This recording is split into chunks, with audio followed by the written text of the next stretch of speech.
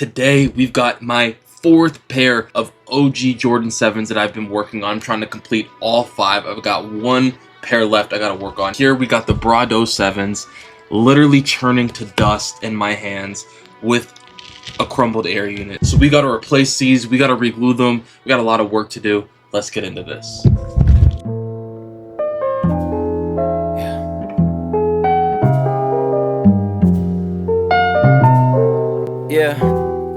Look at the state of these 7s. One of the most iconic colorways to ever come out of the Jordan brand, and this is what 32 years does.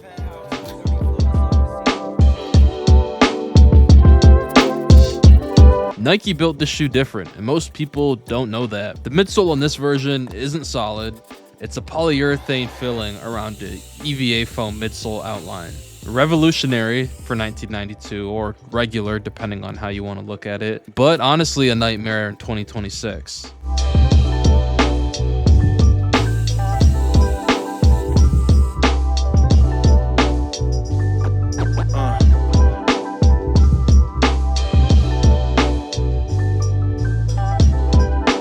Polyurethane has a lifespan, and when it goes, it doesn't just crack, it crumbles, it turns into dust. By the time you see the separation on the outsole, the interior is already going to be breaking down.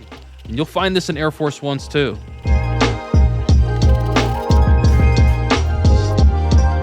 Most of the shoes I work on, the damage is straightforward, but this one had layers. And what I mean by that is, before we can start removing the factory adhesive and glue, we have to remove the crumbled midsole first, and some of the peeled on uppers, which is what you're seeing right here. So what I mean by that is some of the suede, when the glue is applied, originally in 1992, it's applied over suede because that's how the shoe comes. All right, the bottom of it, the part that's underneath the midsole, is also suede. So when the glue's stuck to it and it comes apart over time, the suede peels off of the uppers and sticks on the midsole. So that's what we're removing right here. And once that's removed, we can go in with cotton balls and acetone to clean out any excess glue, adhesive that needs to come apart. Now, we wouldn't do this with the uppers. The reason being is because we damage the suede, and cotton balls and acetone on uppers is not something you do unless they are leather. If they're all leather shoe, you can absolutely use cotton balls and acetone. Otherwise, you want to use your X-Acto knife and skive off all of that old factory glue and adhesive.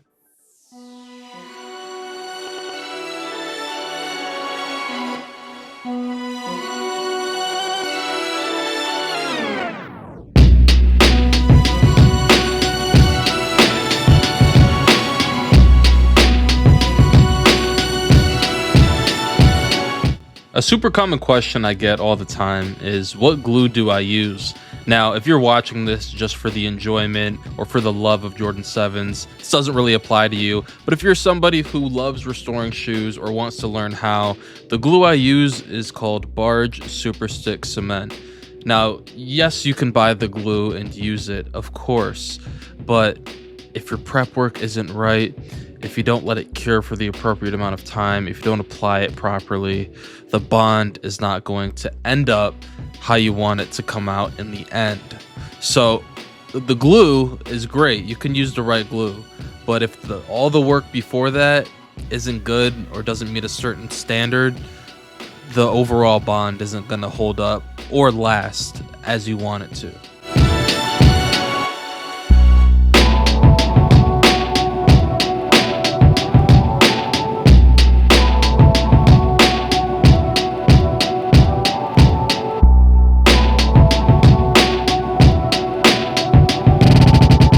I had pre-cut EVA air units that I custom fit to this exact shoe, and I rebuilt them from the inside out because you can't bond anything to air, right? These would be airless Jordans. But with EVA foam, it's never going to crumble, it's never going to crack, and it's going to be just as comfortable as a regular air unit. And just like that, it's got its foundation again, and we can wrap up this restoration for good.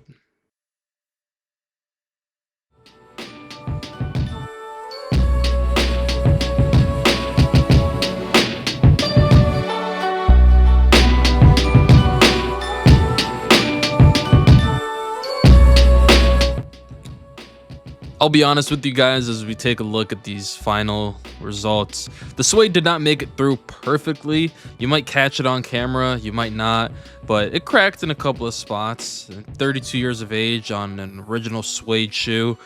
That's just the reality of what you're working with. I was as careful as I could be, and I always am, but sometimes the shoe tells you what it's been through no matter how gentle you are. If you've got a pair sitting somewhere deteriorating, don't wait on it. The shoe isn't going to get better on its own, it's just getting harder to save.